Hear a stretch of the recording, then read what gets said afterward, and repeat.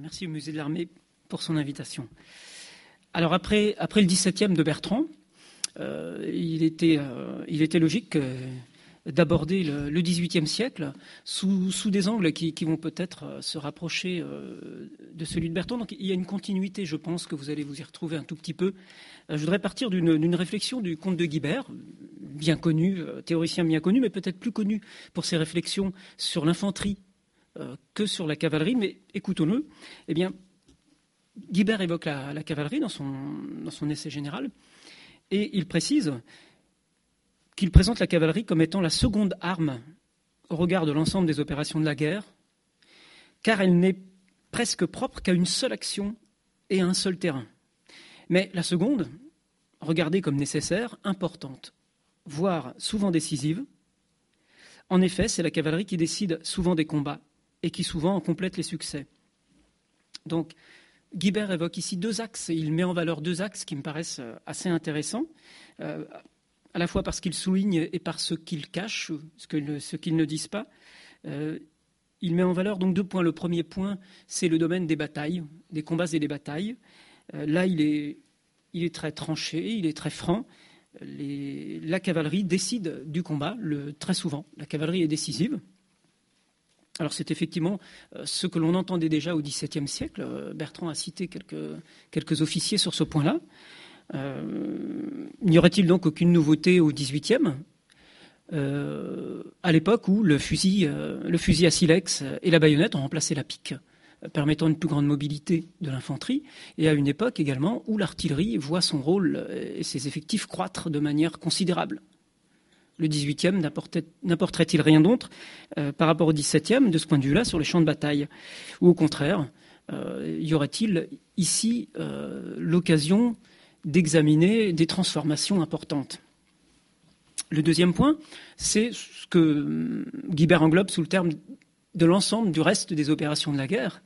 Et là, à l'inverse, le rôle de la cavalerie paraît très effacé. Alors, soit Guibert, lorsqu'il parle de cavalerie, n'envisage ici que ce que nous appellerions la cavalerie lourde, et là le point sémantique, tu l'as évoqué également, on peut y revenir, mais il faut être prudent. Ce que nous appellerions cavalerie lourde, la cavalerie de ligne, est appelée à l'époque soit cavalerie légère, souvent, soit cavalerie tout court. Donc les dragons et les hussards ne sont pas de la cavalerie, ce sont des dragons et des hussards. Alors, lorsque Guibert parle de cavalerie, c'est peut-être donc à cette cavalerie de ligne, de bataille, c'est peut-être cela qu'il évoque. Ou alors, pense-t-il réellement que la cavalerie n'a plus guère d'utilité dans les opérations de la guerre, dans l'art opératif? En tous les cas, ces deux axes évoqués de cette manière-là appellent un approfondissement, et j'aimerais m'appuyer sur eux pour essayer d'interroger l'hypothèse d'un renouveau de la cavalerie au XVIIIe siècle, ou voire peut-être si ce terme est galvaudé. J'aurais aimé rappeler le cadre avant d'entamer le premier point, mais je pense que, comme nous nous trouvons dans la continuité du XVIIe, ce qu'a évoqué Bertrand me semble en grande partie valide également pour le XVIIIe. Le cadre tactique, c'est toujours celui du paradigme de ce que l'on appelle la bataille d'ailes, c'est-à-dire l'infanterie au centre et la cavalerie sur les ailes. Alors certes, le blocage tactique que tu as évoqué et l'augmentation des effectifs de manière considérable vont venir un peu brouiller le fonctionnement de ce beau mécanisme de la bataille d'ailes, mais je pense qu'il reste pertinent pour analyser les batailles du XVIIIe, en grande partie. Le cadre plus vaste de la stratégie de l'opératif, je crois qu'on appellerait aujourd'hui cela l'art opératif, c'est-à-dire le mouvement des armées, eh bien nous sommes encore dans une époque prédivisionnaire, malgré les balbutiements tentés par Saxe et par Broglie lors de la guerre de 7 ans pour le second, avec des esquisses de division. Nous sommes quand même encore dans une époque où les armées se déplacent en un seul tenant, en un seul morceau, ce qui complique énormément leur mouvement et les rend effectivement difficiles à administrer, à organiser. Le premier point donc évoqué par Guibert, c'est le rôle de la cavalerie dans la bataille. Alors, il me semblait intéressant d'interroger l'idée d'un renouveau au XVIIIe en prenant comme fil directeur, finalement, ce qui est l'action de guerre essentielle de la cavalerie sur le champ de bataille, c'est-à-dire la charge.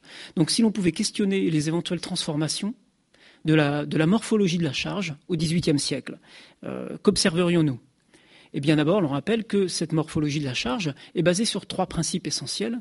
D'abord les armes que l'on va utiliser pour charger, le feu, le fer, la vitesse à laquelle se déroule la charge, et enfin le choc ou le contact. Est-il recherché? Est-il esquivé? Et s'il est recherché, selon quel principe on va rechercher le contact et le choc? Ce sont toujours ces 3 points qui se combinent pour analyser et pour rendre la morphologie de la charge. Alors, nous nous rejoignons, il y a une transition effectivement de ce point de vue-là. Tu as évoqué le début du XVIIIe. La morphologie de la charge connaît certaines évolutions dès le début du XVIIIe siècle, alors que le XVIIe est marqué par l'emploi du feu avant le contact. On tire 1 voire 2 salves avant le contact. Gustave Adolphe n'a pas complètement supprimé le feu. Eh bien, au début du XVIIIe, on voit certaines évolutions marquantes. Il est difficile d'en parler pour la cavalerie française, dans lequel effectivement les pratiques varient beaucoup. Et comme il n'y a pas de texte normatif, et que chaque chef de corps fait bien ce qu'il veut, on peut trouver, je pense, les exemples des 2 côtés, des régiments ou des unités utilisant le feu, et d'autres chargeant uniquement à l'arme blanche. Plus généralement, les unités d'élite, pour lesquelles c'est plus facile. Mais heureusement pour nous, certains chefs de guerre, qui sont aussi des grands chefs de cavalerie, vont entamer cette évolution, si on prend le critère du feu notamment, des armes utilisées.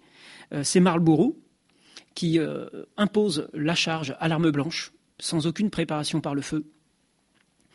C'est Charles XII également, sans doute l'un des plus grands cavaliers de son temps, qui lui également impose à ses cavaliers, de manière drastique, l'utilisation de l'arme blanche, et il impose en plus d'ailleurs l'emploi de l'estot plutôt que les coups de taille. Et il y rajoute le galop. Pour Charles XII, on doit charger au galop, de manière absolue. Alors, pour ce dernier point, Charles XII ne fit pas école, et son exemple ne fut pas retenu, mais cette émergence de l'idée de se passer du feu pour charger, elle, par contre, va s'enraciner et va sans doute progressivement se développer dans les cavaleries européennes. Et pour ce qui est de la cavalerie française, l'étude de la pensée militaire et des écrits des officiers nous montre cette évolution en cours. On y perçoit les débats qui ont lieu à cette époque-là, dans les années 20-30, après la guerre de succession d'Espagne, au moment où, après ce grand conflit, on se pose et on réfléchit, on polémique et l'on débat. Et on voit notamment une opposition doctrinale entre certains officiers comme Quincy, comme Puységur, qui sont plutôt représentants et représentatifs d'un art de la guerre Louis XIVien, donc ancien, et qui prônent l'emploi du feu avant le contact. Puységur pense bien évidemment qu'il faut aller au contact, mais la charge et le contact doivent être précédés d'une salve de mousquet ou d'une salve de pistolet. Selon lui, c'est impératif. Il faut tirer avant de se joindre. Face à ces officiers, qui ont une certaine stature dans l'institution militaire, Puységur fut membre du conseil de la guerre lors de la Polysynodie, il est maréchal de France. Face à ces officiers, on trouve d'autres officiers, peut-être moins importants d'un point de vue institutionnel, mais qui sont, eux, des cavaliers, d'essence cavalière, véritablement. On trouve Langeais, on trouve le maréchal de Saxe, et leurs écrits s'opposent à ceux de Puységur et de Quincy. Ils prônent tous les deux l'emploi unique de l'arme blanche, et ils y ajoutent la nécessité d'une accélération de la vitesse et du galop. Même si ce n'est pas tout à fait explicite chez Saxe, on peut le penser, il faut charger avec une vitesse plus élevée que ce qui se faisait jusque-là, pensent Saxe et Langeais. Alors on pourrait interpréter cette querelle avec une grille de lecture un petit peu culturelle, en disant, voilà, on a des officiers qui défendent une certaine représentation de la cavalerie, c'est une posture idéologique, c'est l'arme blanche parce qu'elle évoque davantage la chevalerie, et de l'autre côté, on a Puységur et Quincy qui seraient des officiers pragmatiques et qui s'en tiendraient à la réalité du combat. Je pense qu'il ne faut pas s'en tenir, nous, de notre point de vue, à cette lecture uniquement culturelle. Puységur et Quincy ne font rien d'autre que reprendre les écrits et les idées que l'on retrouve dans tous les traités militaires du XVIIe siècle. Tu évoquais d'Aurignac. un élève de Turenne qui a écrit dans les années 1660, mais d'autres que lui n'évoquent jamais de charge sans une préparation par le feu. Donc à mon sens, Puységur et Quincy sont des anciens. Et la nouveauté, elle est dans les écrits de Saxe et de Langeais. On n'avait pas vu jusqu'à présent, dans les écrits théoriques, on n'avait pas vu une défense de l'arme blanche appuyée à ce point-là. Donc il y a véritablement une nouveauté qui commence à se développer, c'est l'idée qu'il faut se passer du feu pour charger. Et le premier balbutiement normatif, c'est le projet de règlement de 1732-33, qui n'aboutira pas, qui reste un projet mais qui est intéressant, entérine cette idée. Il mentionne explicitement la charge, l'épée à la main. Par contre, pour ce projet, on s'en tient au grand trot. Il n'est pas question de sacrifier l'ordre à la vitesse. Donc en cela, Saxe et Langeais ne sont pas écoutés. Donc il y a une progression, il y a une évolution, mais uniquement du point de vue du feu. Et l'allure reste encore quelque chose, non pas de tabou, mais un principe sur lequel on a du mal à évoluer jusqu'aux années 1740-50. Et c'est là qu'intervient la rupture frédéricienne d'une certaine manière, puisque c'est Frédéric II qui va accélérer les changements au milieu du XVIIIe siècle dans la morphologie de la charge. Alors, pourquoi Frédéric II ? Eh bien, il part déjà avec un héritage assez difficile. La cavalerie que lui lègue son père, le roi sergent, est très médiocre. Elle tranche avec son infanterie. Et en plus de cet héritage, il y a pour lui un traumatisme. C'est sa première bataille rangée, la bataille de Mollwitz, au début de la guerre de succession d'Autriche. Une première bataille qui a bien failli être la dernière, car la cavalerie prussienne a fort mal manœuvré et s'est fait punir immédiatement par la cavalerie autrichienne. Et c'est l'infanterie prussienne, en fait, qui a sauvé la journée de justesse et qui a récupéré la faiblesse et les bourdes de la cavalerie. Donc, suite à cette bataille, qui fut, comme il le dit lui-même, l'école du roi de Prusse, eh bien, Frédéric entreprend de réformer considérablement sa cavalerie. Alors, si l'on reprend les trois principes de base de la charge, de la morphologie de la charge, le choc, bien sûr. Pour Frédéric, il est indispensable d'aller jusqu'au choc. On va jusqu'au contact, c'est systématique. Mais ce choc ne sera pas préparé par le feu. C'est l'arme blanche et uniquement l'arme blanche. Et enfin, pour augmenter l'efficacité du choc, la charge se fera au galop. On retrouve là les principes de Charles XII. Et même si Frédéric, je pense, ne s'est pas exprimé là-dessus de manière explicite, Warnery, qui est un officier suisse, mais qui a très longuement été employé dans l'armée prussienne, dans ses mémoires, évoque, lui, le modèle qu'a représenté Charles XII pour Frédéric II. Donc si Charles XII n'a pas eu d'héritier de postérité immédiate après sa mort, eh bien, l'œuvre de Frédéric II est une sorte de reprise avec quelques décennies de maturation, d'une certaine manière. Et Frédéric II explicite lui-même ses choix. Pourquoi le galop ? Eh bien, il le fait d'une manière, alors qu'on pourrait qualifier avec quelque anachronisme, d'une manière un peu anthropologique. Frédéric II connaît les hommes, il connaît les soldats. Et il sait que les hommes ont peur. Ardent du Pic dirait que l'homme est capable d'une quantité donnée de terreur.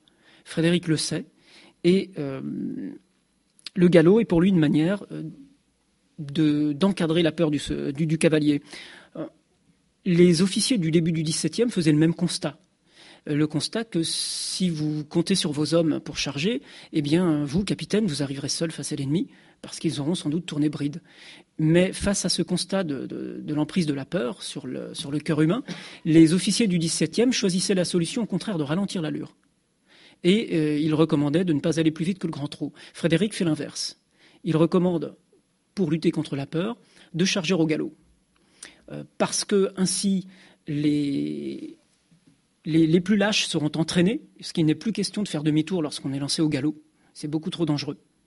Et parce que cette allure va exalter les soldats les plus courageux, ou en tout cas ceux qui ne sont pas paralysés par la peur. C'est un petit peu cette ivresse du galop que narre Pierre Cantal à la fin du XIXe ou début XXe dans son ouvrage. Donc il y a un choix tout à fait conscient de Frédéric II pour le galop. Il s'agit d'emmener les hommes jusqu'au contact, et le galop en est l'outil principal. Mais comment y parvient-il ? Parce qu'après tout, si l'on partait du même constat au début du XVIIe, pourquoi est-ce qu'on n'a pas favorisé le galop à ce moment-là ? Pourquoi est-ce que l'on n'a pas choisi le galop au début du XVIIe ? Pourquoi Frédéric II, lui, y parvient-il? Eh bien parce qu'il va s'en donner les moyens. À travers le rôle des officiers notamment, les officiers ne sont pas des chevaliers, ils sont des cadres. Ils sont là pour encadrer les cavaliers dans l'escadron. Et ils vont tenir ce rôle de manière extrêmement sévère. Et la discipline prussienne vient également à l'appui du rôle des officiers. Mais à mon avis, c'est principalement par les progrès de l'instruction qu'il va falloir expliquer l'adoption du galop. Si l'on ne faisait pas jusque-là galoper les cavaliers, c'est que, mis à part les unités d'élite, notamment de la maison du roi, ils en étaient incapables. Parce que ce sont des soldats qui sont peut-être paysans, mais en tout cas pas ou peu cavaliers, qui ne savent pas ou peu monter. Et si on les fait charger au galop, avec le peu d'instructions qu'on leur donne, eh bien tout l'escadron va se déliter. Ou ils en profiteront pour partir. Donc, on n'utilise pas le galop parce que ce serait aux dépens de l'ordre, de l'union de l'escadron. Et si on perd l'union et la cohésion de l'escadron, alors l'escadron est vaincu. Mais Frédéric II va pousser l'instruction très très loin, plus loin qu'aucun chef de cavalerie avant lui, pour se donner les moyens d'aborder le galop. Alors, il n'y a pas de texte normatif, à ma connaissance, qui explicite théoriquement la conception frédéricienne de l'instruction équestre, mais au travers de certains témoignages, on peut la reconstituer, et il semble finalement qu'il y ait tout simplement une volonté, une ambition qui vienne du roi et qui va irradier toute la cavalerie à travers le rôle d'intermédiaire de certains chefs de cavalerie particulièrement prestigieux et particulièrement compétents, comme Seydlitz ou Zieten, par exemple. Et à la base, il y a tout simplement une idée, comme souvent chez Frédéric II, un grand pragmatisme. L'idée que finalement, on enseignera aux cavaliers uniquement les manœuvres qui sont réalisables sur un champ de bataille et uniquement celles dont on va véritablement se servir plusieurs fois dans le cours d'une campagne. Les autres sont considérés comme inutiles. Donc c'est une équitation exigeante, ambitieuse, mais pragmatique. Elle s'accompagne de sorties et d'entraînements fréquents. Car si on ne monte pas, on ne deviendra pas un cavalier. Donc le roi de Prusse ne lésine pas sur les moyens pour entraîner ses troupes et les faire sortir régulièrement. Et les entraîner par cavalier, par escadron, par régiment, par ligne, à plusieurs échelles. L'instruction individuelle et collective est poussée extrêmement loin. Et c'est grâce à cela que Frédéric II va mettre l'Europe à l'école prussienne. Car effectivement, il va se doter de la meilleure cavalerie de l'Europe. La cavalerie de Frédéric est une des clés de ses victoires, de manière très évidente. Vu le schéma tactique de l'époque, celui de la bataille d'Aile, celui effectivement, dans la plupart des cas, qui arrive à chasser la cavalerie ennemie, gagne un avantage quasiment absolu, c'est-à-dire qu'il ne peut presque plus perdre. L'ennemi ne peut plus espérer qu'équilibrer les choses et se retirer à la rigueur sans trop de dégâts. Mais si vous chassez la cavalerie ennemie du champ de bataille, vous avez un atout véritablement de premier ordre. Et les cavaleries adverses vont être surclassées par la cavalerie prussienne. Les exemples ne manquent pas. Sort notamment, la bataille de Sort en 1746, où l'on voit à l'aile gauche autrichienne une aile gauche des escadrons autrichiens plus nombreux, mieux postés sur une hauteur, et qui vont se faire déloger et bousculer par l'aile droite prussienne, moins nombreuse, mais qui charge au galop, sans s'embarrasser de préparer sa charge par des salves.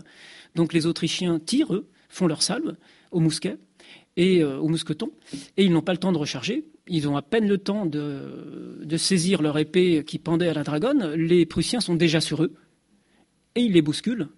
Et les Autrichiens se voient obligés de se retirer dans la plus grande confusion. On peut citer la bataille de Prague en 1756, qui se déroule de manière tout à fait schématique. On peut citer Dorndorf, où la cavalerie vient ici rétablir une situation extrêmement compromise. Bien sûr, citer Rosbach, où la cavalerie prussienne, masquée par la colline de Janus, je crois, réalise un mouvement d'une rapidité fulgurante pour venir prendre en flagrant délit de marche l'armée des Franco-impériaux, l'armée alliée, qui allait à pas de sénateur, espérant tranquillement surprendre le roi de Prusse. Et cette cavalerie convient en plus tout à fait aux innovations tactiques mises en place par Frédéric II, notamment l'ordre oblique, puisque, selon le principe de l'ordre oblique, il s'agit donc de refuser une aile et d'avancer l'autre, qui sera une aile renforcée. Il s'agit d'aller en quelque sorte déborder l'ennemi, lui barrer le thé, mais on ne peut déborder l'ennemi que si on a chassé sa cavalerie. Donc, même dans l'ordre oblique, la cavalerie a toujours un rôle très important.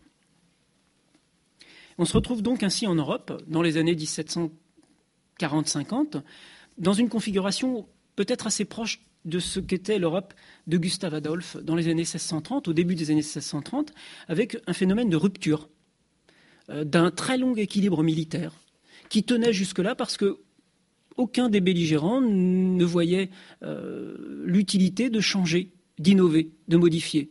Tant que tout le monde pratique la même chose, eh bien, pourquoi s'embêter à aller changer des pratiques guerrières, ce qui demande effectivement un effort d'instruction très très très poussé. C'est très difficile. Donc la routine s'installe et l'équilibre perdure jusqu'à ce qu'un élément de rupture intervienne. Ici, c'est Frédéric II, qui va contraindre tous les autres protagonistes à s'aligner sur ces standards, à moins d'être contraints, sinon à avouer leur défaite et être effectivement défaits à chaque rencontre. Donc les Autrichiens sont les premiers à essayer de se mettre au standard prussien, puisqu'ils vont l'éprouver les premiers à leurs frais. Les Français seront plus tardifs, tout simplement parce que durant la guerre de succession d'Autriche, le roi de Prusse est encore un allié. Et donc sans doute n'ont-ils pas tous encore réellement conscience de l'ampleur des réformes qui ont été mises en place par Frédéric. Mais la bataille de Rosbach sera donc véritablement un choc pour de nombreux Français. Et les témoignages des officiers insistent, ils sont vraiment assez choqués presque par la rapidité des mouvements de la cavalerie prussienne, par sa volonté d'aller systématiquement et très rapidement au choc directement. Et ils n'étaient pas habitués à cela. Visiblement, la plupart du temps, leurs adversaires leur tournaient le dos avant le contact. Sans doute, le prestige de la cavalerie française, dans de nombreux cas, jouait. Et ce qu'en déduisent les officiers français, c'est que ce temps-là est terminé et qu'ils ont désormais en face d'eux une cavalerie prussienne qui ira systématiquement au choc et qui va le rechercher et qui est prête pour le choc. Et que donc, eux-mêmes vont devoir changer leur pratique. Ils vont devoir absolument être capables d'être plus disciplinés et de garder leur cohésion, donc de faire des efforts d'instruction. De cette prise de conscience témoignent un certain nombre d'éléments, comme l'ordonnance de 1766, qui là non seulement rappelle que l'on charge à l'arme blanche, mais en plus, cette fois-ci explicite le galop. Le galop devient l'allure ordinaire de la charge. Choiseul prend également un certain nombre de mesures qui vont dans le sens de ces réformes. C'est par exemple la suppression de la compagnie ferme. Le capitaine n'est plus propriétaire de sa compagnie. Ce qui change pour la cavalerie, eh bien qu'il ne lésinera peut-être plus ou lésinera moins à aller entraîner et à sortir ses chevaux. Il sera moins retenu par la crainte d'entamer son capital, c'est-à-dire les chevaux qui seront blessés ou tués, l'équipement qu'il faudra remplacer. S'il n'est plus propriétaire de sa compagnie, eh bien il sera à même peut-être de sortir ses cavaliers plus souvent et de les instruire un peu mieux. Le progrès a lieu également du point de vue de l'instruction. Alors ces progrès sont incomplets, mais ils sont réels. Contrairement à la cavalerie prussienne, la cavalerie française est encore tiraillée à cette époque entre les principes de la haute école, très prégnante, et la naissance de ce qu'on appellera l'équitation militaire, notamment grâce au lieutenant-colonel d'Auvergne à l'école militaire. Et ce problème est résumé par le duc de Castres dans sa semi-boutade lorsqu'il disait que sans équitation, on n'a pas de cavalerie, mais qu'avec trop d'équitation, on n'en a pas non plus. C'est un peu le dilemme de l'époque pour les Français. Alors effectivement, un renouveau de la cavalerie sur le champ de bataille, oui, la cavalerie plus efficace, plus efficiente, qui charge au galop et qui charge à l'arme blanche. Très rapidement, il faudrait évoquer le second point. Le rôle de la cavalerie dans les opérations militaires, Bertrand a expliqué déjà que les missions qui incombaient à la cavalerie, en dehors de la bataille, étaient très très importantes. Alors Guibert a l'air de laisser penser que ce n'est plus le cas au XVIIIe. Non, ces missions sont toujours les mêmes.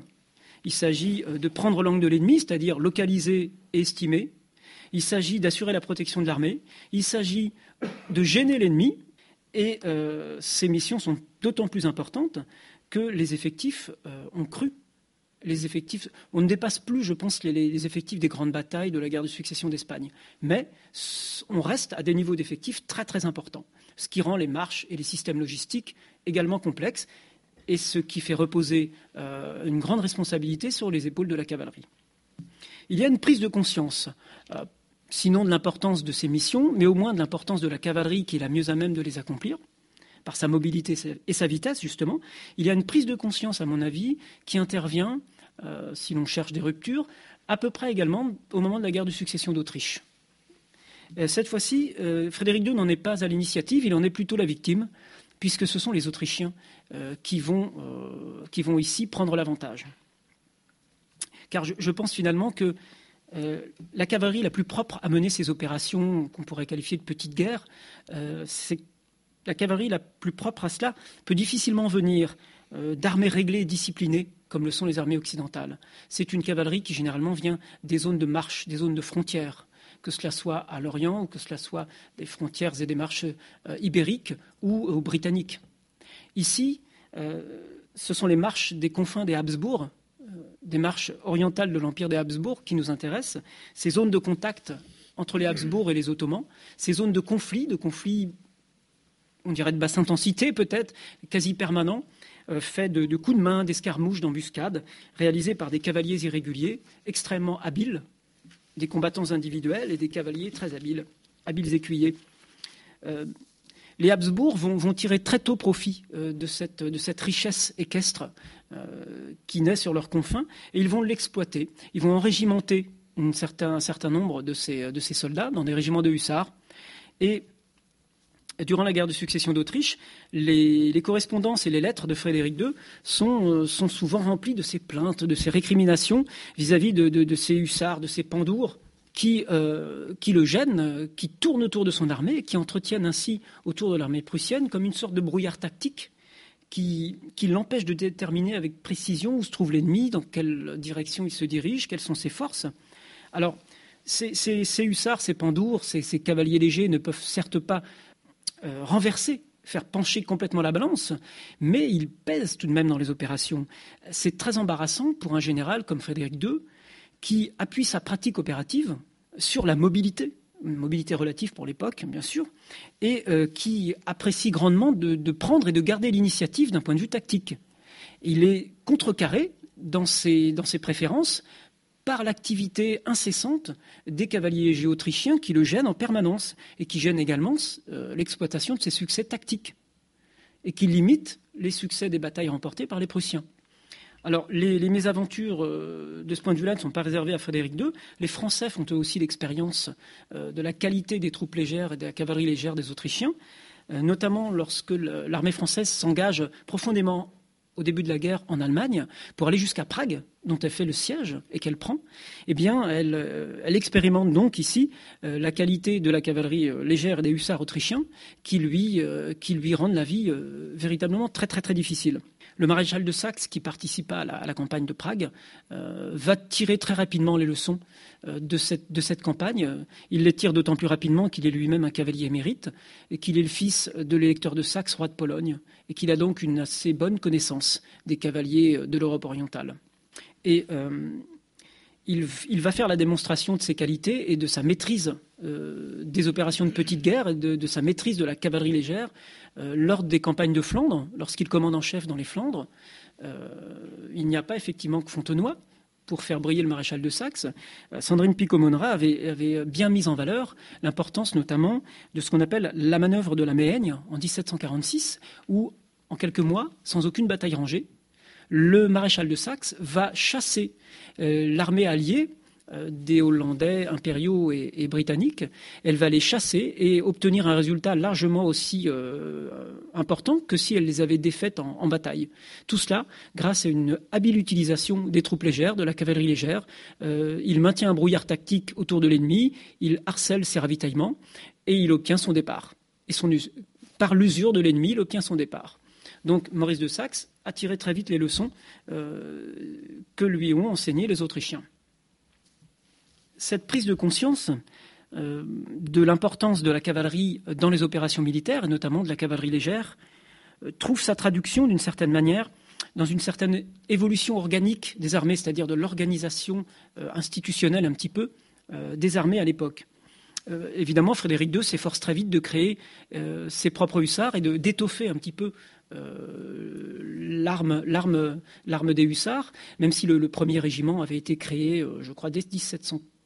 40 ou juste avant la guerre de succession d'Autriche, mais là, il en a véritablement mesuré l'efficacité. Il veut ses hussards.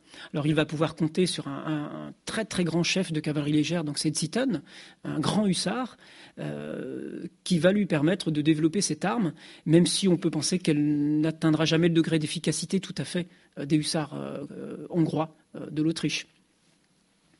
En France, eh bien, une évolution est perceptible dès les dernières guerres de Louis XIV.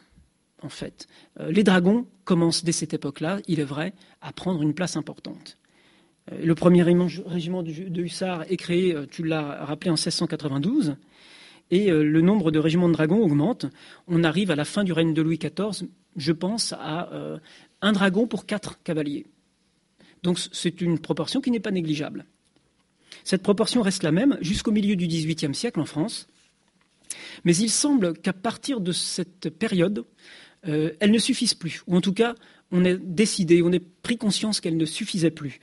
Je pense que c'est lié à un autre point que tu évoquais qui me paraît très important, qui est la polyvalence, le principe de polyvalence de la cavalerie. Pour des raisons économiques et pour faciliter les remontes, Louis XIV avait limité la taille des chevaux de la cavalerie lourde. Il les a même baissés par des ordonnances de la fin du siècle. Par exemple, on arrivait, selon une des dernières ordonnances, les chevaux de la cavalerie, donc ce que nous appellerions cavalerie lourde, pas les dragons, ne devaient pas dépasser 1,39 m au garrot, ce qui est quand même assez petit. Donc là, il y a véritablement, c'est la difficulté à s'approvisionner, ce sont les remontes, mais il y a aussi la recherche d'une véritable polyvalence. Il y a une attente. On attend de la cavalerie dite, que nous appellerions lourde, cette cavalerie de bataille, on attend qu'elle soit polyvalente.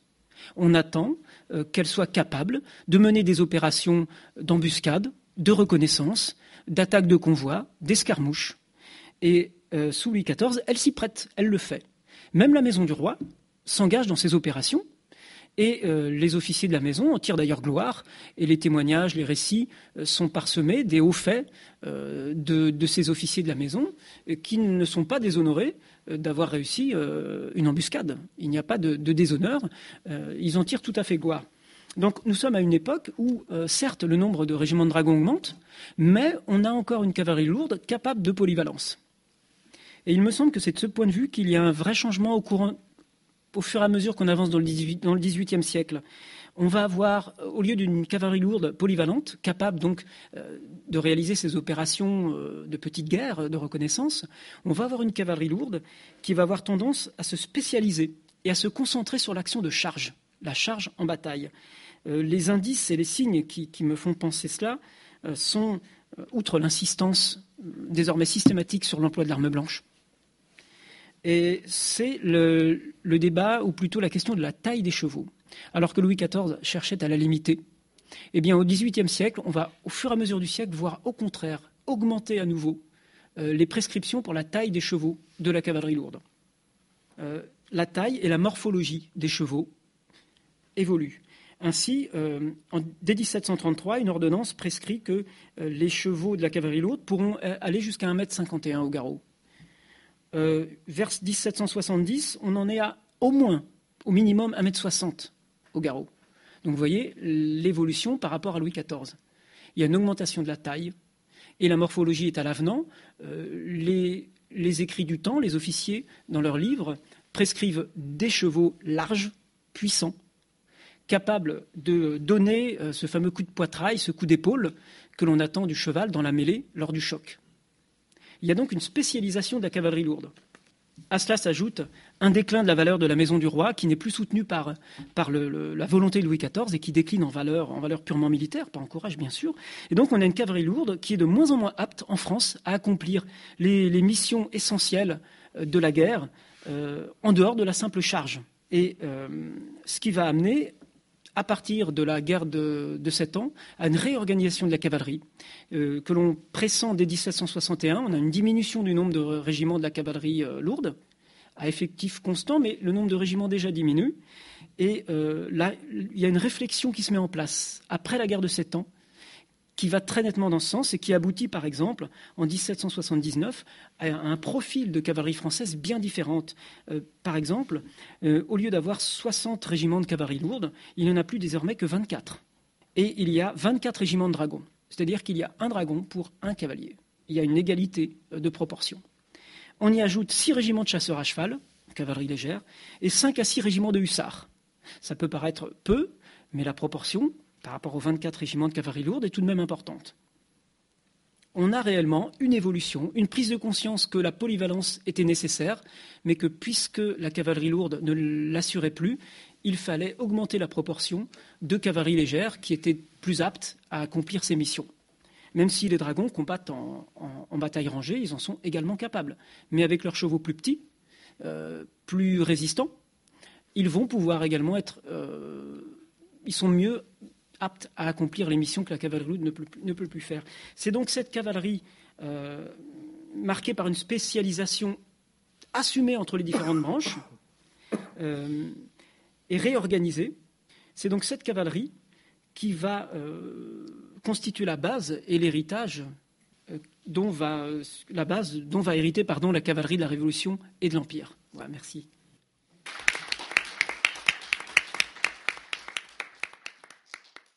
Merci Frédéric pour ce panorama de la cavalerie au siècle des Lumières. Je voudrais immédiatement réagir. J'ai étudié le XVIIIe siècle aussi, mais sous l'angle de l'infanterie.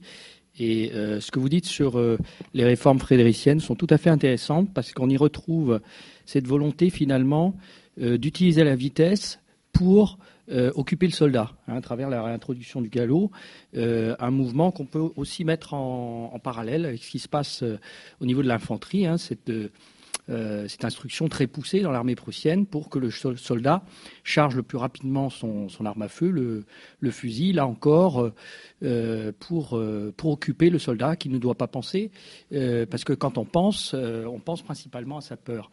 Et effectivement, on pourrait presque voir Frédéric II comme un précurseur d'Ardan du Puic.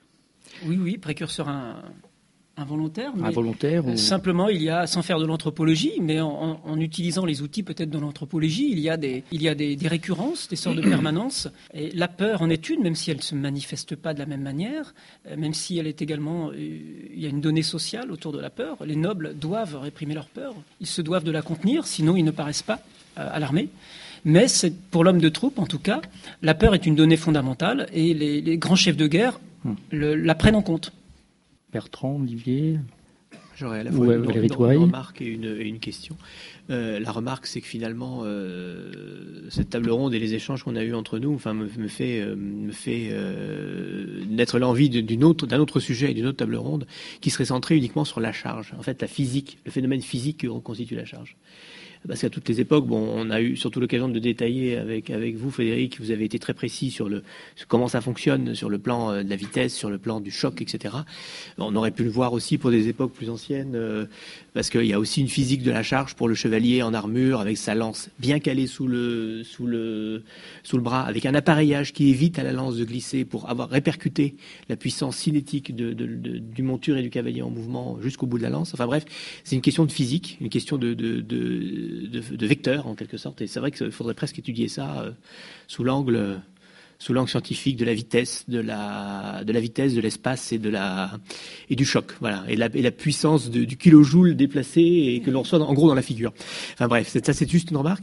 La deuxième chose, c'est vous avez bien montré cette espèce de balancement entre la nécessité de la polyvalence finalement des cavaleries et puis ensuite la nécessité de la spécialisation de ces troupes, et justement le sort un peu particulier qui est fait aux dragons, c'est-à-dire qu'au départ les dragons sont des cavaliers des fantassins montés, donc qui se déplacent d'abord à cheval et qui combattent à pied, puis qui ensuite ont tendance à rester de plus en plus à cheval. Et finalement, à partir de quel moment les dragons abandonnent cette dimension de fantassin monté, c'est-à-dire à quel moment ils deviennent des cavaliers à temps plein, je dirais. C'est-à-dire où, en gros, ça va devenir la cavalerie de ligne, alors qu'auparavant, c'était des sortes de supplétifs polyvalents, habiles au coup de main, et là, ils vont faire vraiment partie et constituer le cœur de la cavalerie de ligne. Alors je pense que le point d'équilibre se trouve peut-être dans la guerre de succession d'Espagne, j'ai lu les regrets de certains auteurs, alors peut-être vers cette époque-là ou les années 1720, mais donc juste dans la suite de la succession d'Espagne, des auteurs qui reconnaissent et qui louent la valeur, l'intrépidité, l'utilité des dragons, en regrettant qu'ils aient tendance de plus en plus à se considérer comme des cavaliers aux dépens des fantassins, pour des raisons sans doute de prestige, encore une fois. Et c'est une période de transition, puisqu'on a encore l'emploi pendant la succession d'Espagne, je ne sais plus si c'est à Blenheim, mais des dragons démontés qui vont servir de garnison dans un village pour pouvoir tenir le village face à Marlborough. Donc là, on a des dragons démontés. Ils en sont capables. Ils ont un fusil à la place d'un mousqueton. Ils ont des bottes molles à la place des grosses bottes de cavalier. Ça a l'air peu de choses, en fait. C'est, imaginez, je ne sais pas moi, courir avec des bottes de ski, des chaussures de ski, les grosses chaussures de ski, pas les après-ski, hein, les grosses chaussures de ski, allez donc courir avec cela. Et donc les grosses bottes des cavaliers, c'est un petit peu la même chose. Donc le dragon est apte à combattre à pied, mais il y a cette tendance naturelle chez tous les corps montés, j'ai l'impression, à se déplacer vers un emploi de plus en plus exclusivement cavalier, attiré peut-être par ce prestige de la cavalerie. Et à mon avis, oui, cette bascule se fait autour de succession d'Espagne et dans les années qui suivent. À noter que dès les années 1690, certains officiers dénotent la qualité des dragons quand ils chargent et participent aux charges, au même titre que la cavalerie de ligne, entre guillemets. Donc ça, c'est un point qui ramènerait encore en amont potentiellement ce rapprochement. On note aussi que la polyvalence des dragons est appréciée en bataille et que les dragons, il y a des corps importants de dragons qui sont placés dans les corps de réserve, dans l'ordre de bataille. Donc je pense que ça va plutôt dans un autre sens, où on pourrait utiliser les dragons à des tâches différentes selon le point de l'ordre de bataille. Frédéric II, de ce point de vue, a un emplacement théorique dans ses ordres de bataille. Il met en première ligne la cavalerie lourde, puis les dragons, et enfin les hussards qui sont placés plus à l'extérieur ou en retrait pour tirer profit des mouvements de l'ennemi, pour intervenir rapidement sur les ailes. Donc, en fonction de la spécificité de chaque arme, on l'emploie d'une manière différente sur le champ de bataille. Mais les hussards et les dragons peuvent être employés sur le champ. Et les dragons de Bayreuth ont notamment fait une grande action d'éclat sous Frédéric II en chargeant l'infanterie. Dès la fin du règne de Louis XIV, il y a l'aspect économique aussi qui joue. Oui, les dragons sont une sorte de cavalerie bis, comme ils sont moins chers, permet de lever plus de régiments de dragons, mais auxquels on donne une tâche assez proche de celle des régiments de cavalerie. Vauban voulait dragoniser la cavalerie. Bon, Vauban n'est pas un cavalier, certes, mais c'est la tension entre soit rendre tous les cavaliers polyvalents, soit spécialiser chaque branche de la cavalerie. Ce système d'aspiration par le haut, c'est-à-dire en gros le cavalier aspire ceux qui au départ ont peut-être une certaine polyvalence et se retrouvent cavaliers, et on a l'impression qu'on recrée en permanence du coup les troupes polyvalentes dont on a besoin. C'est-à-dire qu'on va créer les dragons, hop, les dragons deviennent cavaliers. On va créer, après on a les hussards, qui restent quand même cavaliers parce que foncièrement c'est pas des fantassins. Mais après il y a toutes ces troupes légères qui sont créées justement, tous ces chasseurs, ces légions, les légions de Condé, etc. qui sont créées pour des emplois polyvalents et qui finalement se retrouvent cavaliers à terme, et on recrée à nouveau de nouvelles troupes pour en faire ces emplois. Enfin, on a l'impression d'une sorte de mouvement continu. C'est cette impression qui apparaît peut-être dès le XVIIe avec les Suédois, puisque ce qu'on appelle cavalerie lourde, donc vers les années 1630, cette cavalerie lourde, elle est vraiment lourde, puisqu'on a des cavaliers en armure jusqu'aux genoux, mais en armure effectivement très lourde, puisqu'il faut parer le feu. Donc on a une cavalerie très lourde. Et puis va arriver Gustave Adolphe, qui sans doute, lui, n'a pas tout à fait les moyens d'équiper comme ça, de manière cuirassée, sa cavalerie. Donc il y a une cavalerie pour l'époque, qui faisait plutôt cavalerie légère, arquebusier à cheval, avec uniquement une cuirasse et puis un casque. Et c'est cette cavalerie légère-là qui va chasser les cuirassiers lourds et qui va devenir la nouvelle cavalerie lourde. Nous, des questions, pas plus, compte tenu du temps, parmi le public. Tout corps constitué a tendance au conservatisme et ne se réforme qu'après les échecs. Je crois que c'est particulièrement vrai des armées. Et les échecs de la guerre de 7 ans et les réformes qui ont suivi préparent les succès de la Révolution et de l'Empire. Et les succès du réformateur sont aussi fonction de la qualité de l'adversaire. Alors, est-ce que dans la guerre de 7 ans, les généraux français étaient vraiment aussi nuls qu'ils sont décrits et qu'ils étaient des purs produits de la cour. Merci. Alors, je ne sais pas si Arnaud Guigné pourra en parler ou Fadi. Il se trouve, alors, ils n'ont pas sans doute le talent de Frédéric, ça me paraît certain. Est-ce qu'ils sont pour autant incompétents? Je ne crois pas. Ils ont su gagner des batailles. Le problème est-il politique? L'absence d'une direction claire qui s'impose aux généraux et donc qui entraîne des disputes et des rivalités, j'ai l'impression. Et puis l'influence de la cour et des coteries. Je ne suis pas proprement spécialiste de ce point, mais c'est ce qui m'est apparu. Un général qui vient de gagner une bataille peut être destitué parce que sa coterie n'a plus la faveur en cour. Et donc son rival va prendre sa place, quitte à s'avérer beaucoup moins compétent. Et on sait que, bon, je ne veux pas enfoncer Soubise, le vaincu de Rosbach, mais aussi humiliante qu'ait été la défaite de Rosbach, ça n'a pas coûté son poste à Soubise, qui a eu son bâton de maréchal, tout de même. Nul, non. Non, je ne pense pas. Il n'y a pas eu de chance non plus complètement à Rosbach. Il avait affaire à une armée coalisée, donc c'est toujours très difficile de prendre des décisions. Frédéric II est seul. C'est son grand avantage. Il fait des erreurs. Il est battu à plusieurs reprises, lourdement parfois.